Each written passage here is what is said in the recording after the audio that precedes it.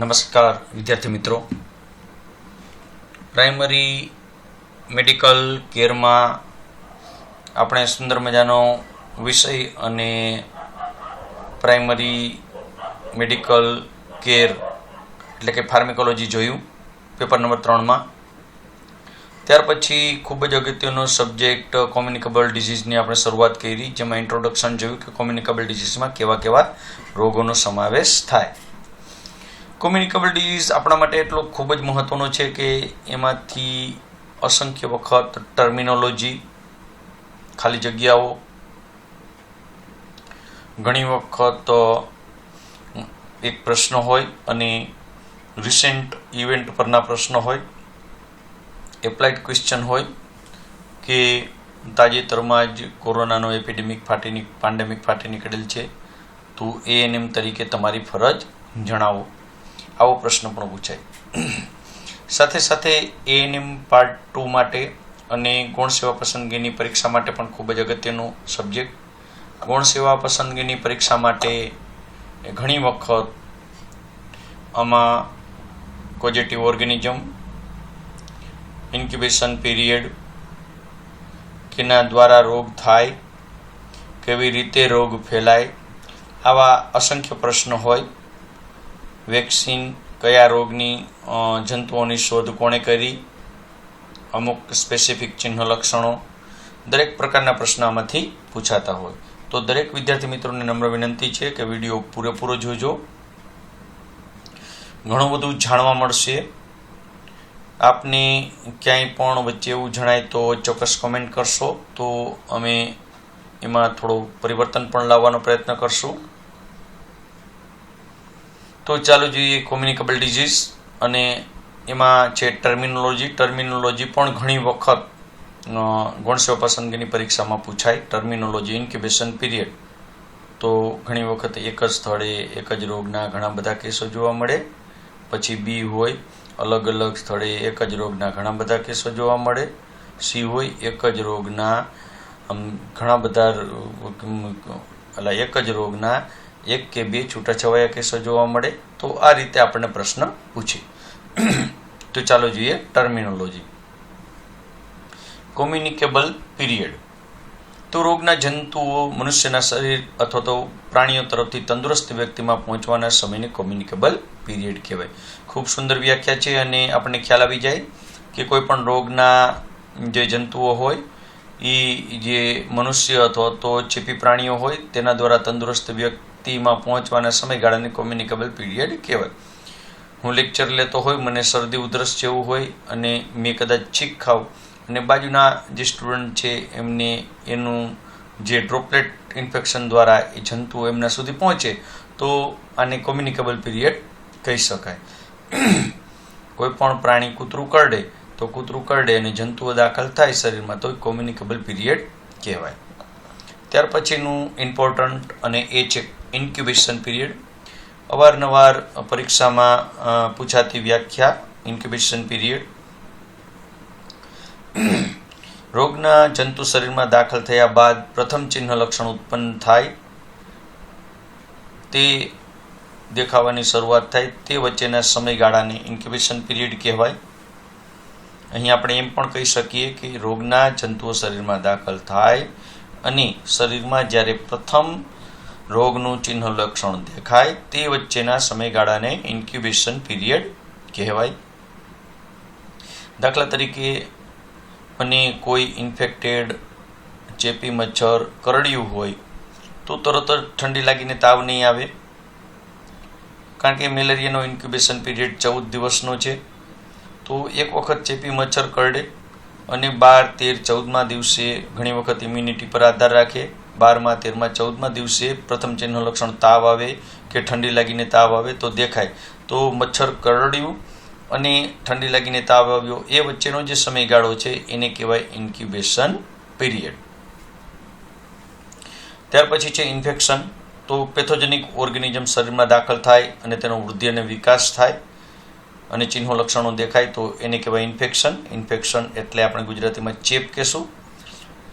પણ કયા ઓર્ગેનિઝમ? તો પેથોજેનિક ઓર્ગેનિઝમ, કારણ કે અહીં પેથોજેનિક અને નોન પેથોજેનિક એમ બંને પ્રકારના ઓર્ગેનિઝમ હોય. નોન પેથોજેનિક ઓર્ગેનિઝમ એ આપણા ઘણા ઉપયોગી ઓર્ગેનિઝમ પણ છે.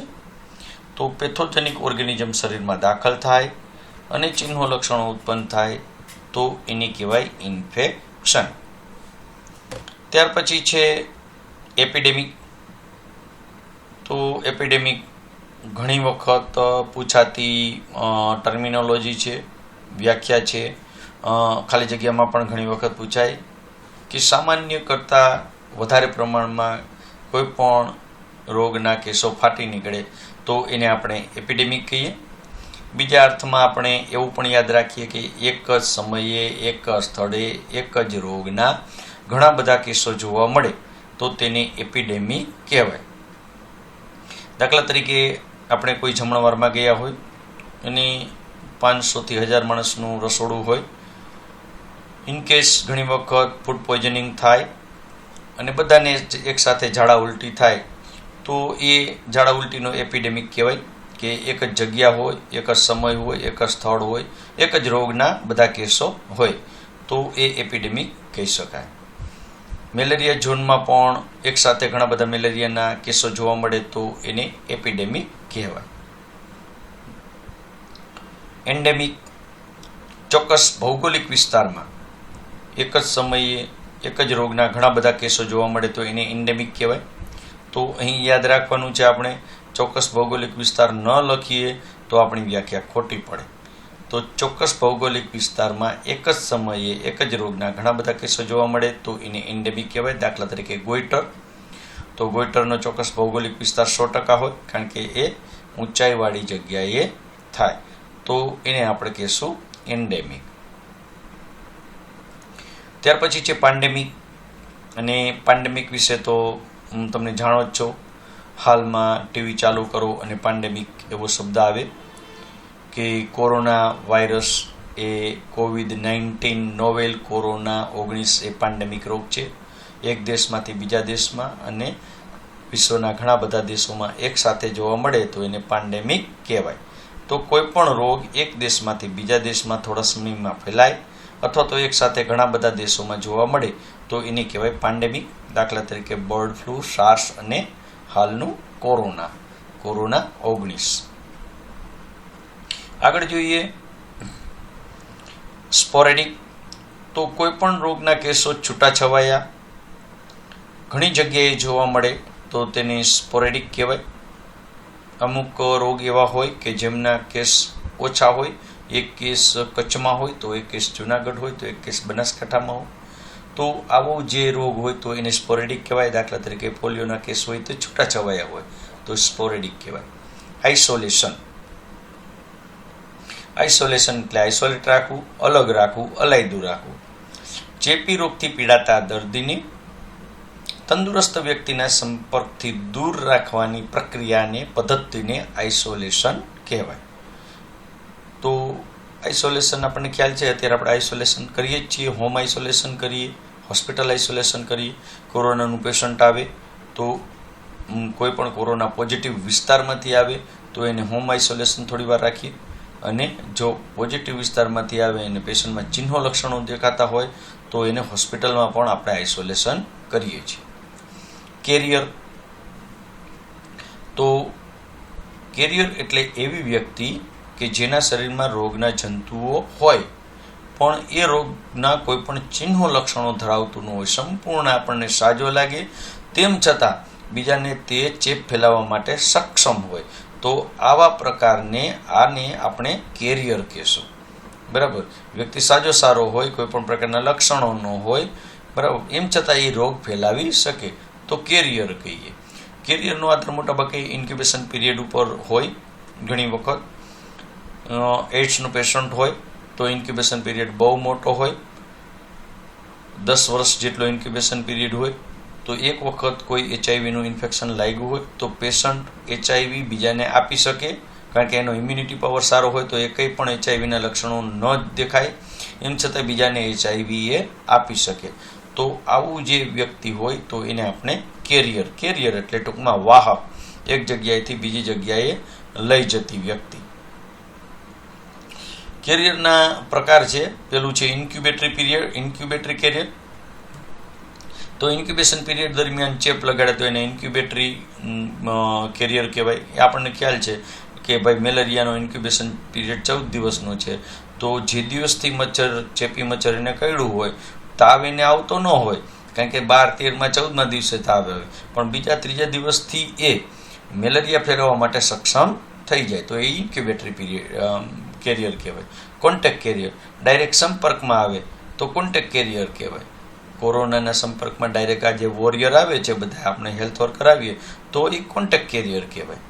ક્રોનિક કેરિયર કોઈ પણ રોગથી પીડાતા લોકો લાંબા સમય સુધી એમને જંતુ ફેલાવ્યા કરે. ટાઇફોઇડનું પેશન્ટ એવું હોય કે ટાઇફોઇડથી સાજી થઈ જાય, કાંઈ પણ ચિહ્નો લક્ષણો ન જોવા મળે, છતાં એ ટાઇફોઇડના જે સાલ્મોનેલા બેક્ટેરિયા છે એ લાંબો સમય સુધી ફેલાવી શકે.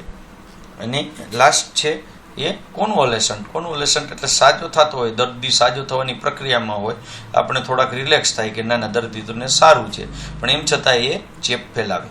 કોલેરાનો કેસ હોય તો કોલેરામાં ઝાડા ઉલટી મટી ગયા હોય, પણ છતાંય એના સ્ટૂલમાંથી કોલેરા વિબ્રિયો નીકળતા હોય અને એ ચેપ ફેલાવી શકે તો કહેવાય કોન્વોલેસન્ટ.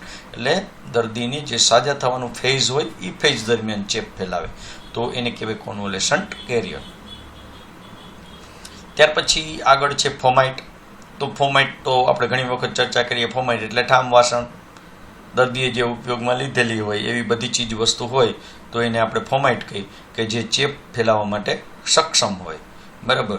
તો ચેપી દર્દીઓ મારફતે વપરાયેલા સાધનો કે જેના દ્વારા રોગ લાગી શકે તો એને આપણે કહીએ ફોમાઇટ.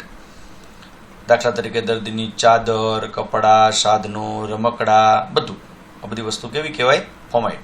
અને એ ફોમાઇટ આવશે આપણે 5F જ્યારે જોશું ત્યારે. ત્યાર પછી હાલમાં પૂછવાની શક્યતા રહે અને વારંવાર પ્રશ્ન પૂછે એવો પ્રશ્ન છે ક્વોરન્ટાઇન. અને ક્વોરન્ટાઇન એવું આપણે દરરોજ અત્યારે રટી રહ્યા છીએ.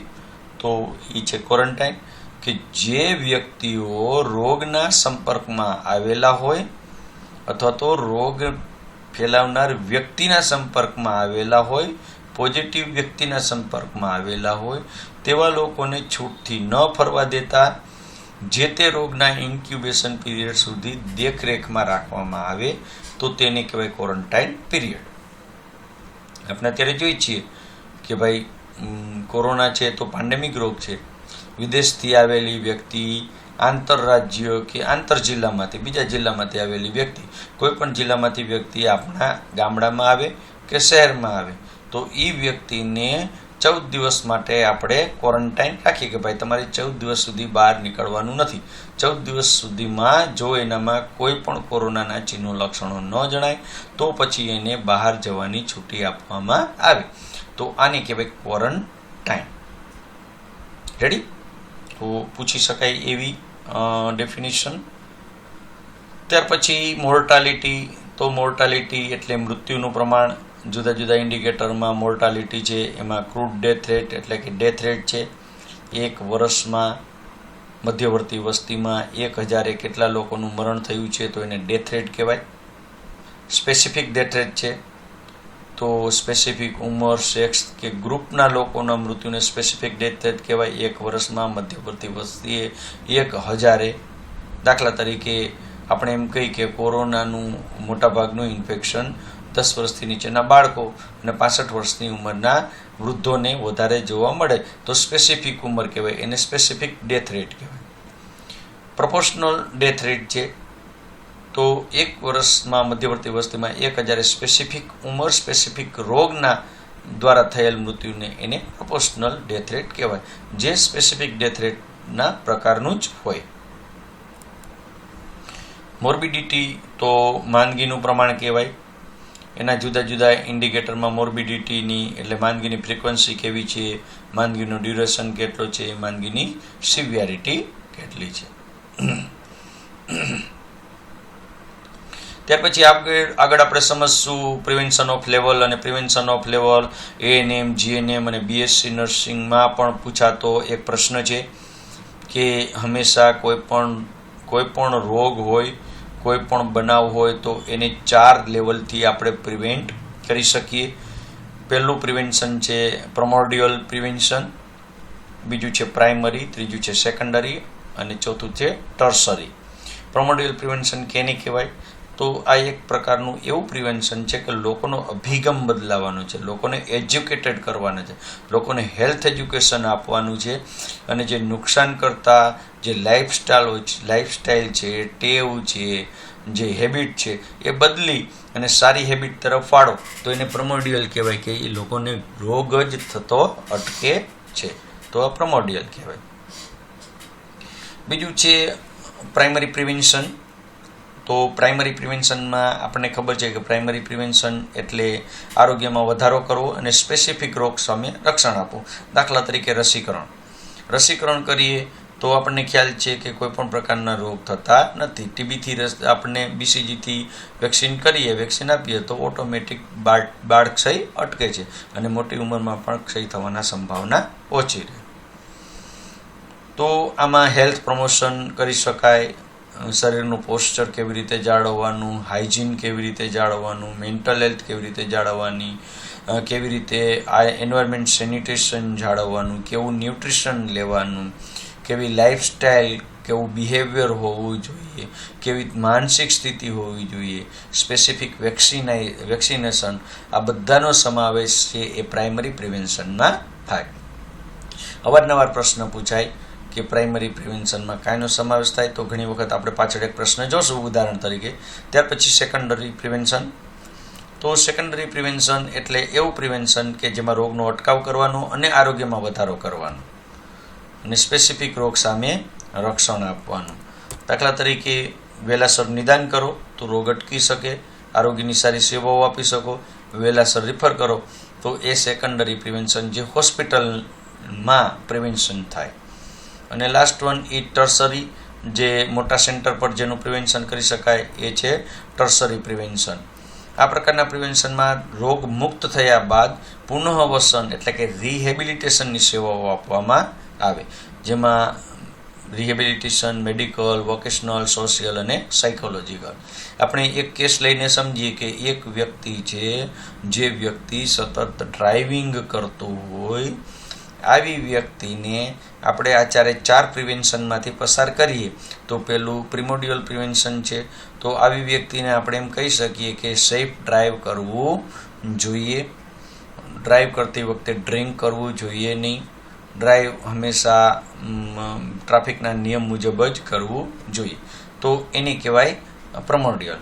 ત્યાર પછી પ્રાઇમરી પ્રિવેન્શનમાં પ્રિવેન્શન ઓફ એક્સિડન્ટ વિશે સમજાવવું જોઈએ, લાલ, પીળી અને લીલી લાઇટ વિશેની સમજણ આપવી જોઈએ, ટ્રાફિકના નિયમો અંગેની સમજણ આપવી જોઈએ, બરાબર, આંખની સંભાળ લેવા માટેની સમજણ આપવી જોઈએ, ચશ્મા હોય તો નંબર કઢાવી અને ચશ્મા પહેરવા માટેની સમજણ આપવી જોઈએ, ગાડી સારી વાપરવી જોઈએ, રેગ્યુલર સર્વિસ કરવી જોઈએ. તો that's cold primary prevention. Secondary prevention, હવે એ ગાડી અડાડી આવ્યા તો જો ગાડી એને અડી ગઈ હોય, એક્સિડન્ટ જ થઈ ગયું, તો પછી આવે સેકન્ડરી પ્રિવેન્શન, હોસ્પિટલમાં આવે તો એનું વહેલાસર નિદાન કરશું, આપણે સારવાર કરશું અને સમયસર સારી હોસ્પિટલ અથવા તો જે કાંઈ તજજ્ઞ છે એને રિફર કરશું, તો સેકન્ડરી પ્રિવેન્શન. અને last one is tertiary prevention. In case કોઈ પણ પગ ભાંગી ગયો અથવા તો એમ્પ્યુટેશન કરવું પડ્યું, તો આવી કન્ડિશનમાં વ્યક્તિ સમાજમાં પાછો ફરી અને પુનઃવસન એટલે સમાજમાં પાછો સારી રીતે જઈ શકે, પોતાનો સારો ધંધો કરી શકે. તે માટે રિહેબિલિટેશનની સગવડતા હોય, જયપુર ફૂટ કે એક્સરસાઇઝ, બરાબર, કે ધંધો, કોઈ પણ વોકેશનલ એમને પુનઃવસન કરવાનું, તો આની કહેવાય ટર્સરી પ્રિવેન્શન.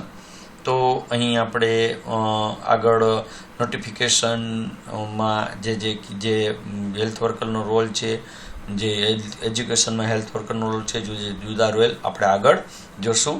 તો તમામ વિદ્યાર્થી મિત્રોને નમ્ર વિનંતી છે કે ખૂબ જુઓ અને બહુ સરસ મજાની સમજણ આપવાનો પ્રયત્ન કર્યો છે.